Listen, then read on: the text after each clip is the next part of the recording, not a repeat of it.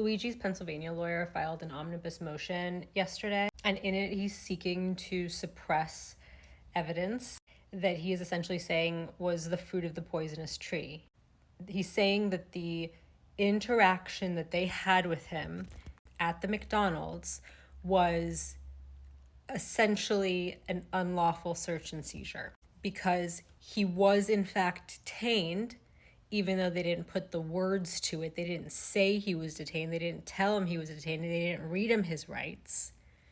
They didn't tell him that he had a right to remain silent, because you don't have to do that if the person's not detained.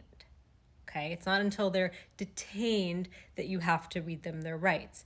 So he is saying that he was constructively detained because no reasonable person in Luigi's shoes would have thought that they were free to leave, because he was sitting there. Then he is surrounded by up to 10 officers. If he were to get up and leave, he would have had to march past at least 7 officers, and they'd already taken his things from him. They had taken his bag from him and put it behind a wall. Why would anyone think that they're free to leave if their possessions have been confiscated?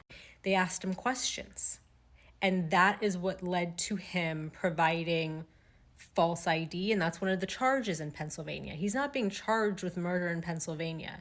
He's being charged with providing false ID and forgery of identification to law enforcement. But sirs, and maybe madams, what were you investigating? How did this interaction come to be? At what point did you ask him for this identification? Or did you fish it out of his bag? I need questions answered. So 2 of the other charges have to do with weapons. When did you go inside his fucking bag? When did you search his fucking bag? You can't just search the bag unless you had probable cause to search the bag. Where's the probable cause? They also frisked him.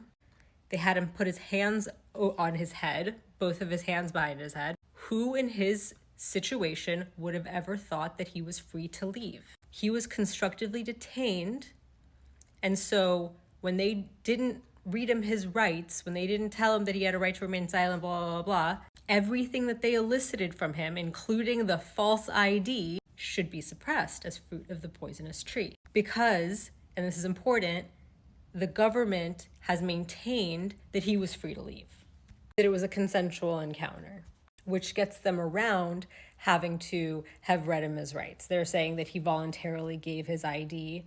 He was free to leave at any time. He didn't have to cooperate. But of course, had he just walked away from them after they had confiscated his bag, then they would have had probable cause to believe that he was committing a crime, because who in their right mind would have abandoned their property? You see how they create that little fucking loop? Damned if he does and damned if he doesn't. If he stayed and he cooperated, well, it was a consensual encounter. If he walked away, well, now I have suspicion that he's committed a crime. So I'm seeing a couple of people say like, oh, they're cooked. They're cooked. He's going to beat this. They're going to suppress all of that evidence. In a perfect world, they would, right? But you have to remember, this comes down to what the judge rules.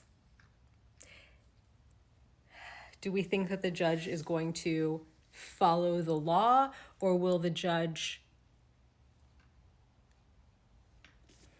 how do I say this? Find a way to, air quotes, follow the law and make some disingenuous finding that he was free to leave, the whole thing was consensual, and completely ignore the fact that his property had been confiscated and put behind a wall and that he was surrounded by 10 cops. My guess is that the judge is going to just say that, no, I think he was free to leave. I think he could have left. But judge, he would have had to march past 7 officers. He was surrounded by 10 officers. They had taken his bag. Well, that doesn't mean he couldn't leave. Could he appeal? Yeah. But the appellate court just gives discretion to the appellate court gives deference to the discretion of the trial judge. And I have a feeling, based on the political things that are surrounding this case, I think that the appellate court, while they could step in and say, come on, lower court, that was the dumbest thing I've ever heard, of course he was detained, I think that they will find any reason to punt it and say, we defer We defer to the sound judgment of the lower court. So is the motion good? Is it founded in good law? Yes. Do I think it's going to move the ball? Fuck no, because I think that the fix is in.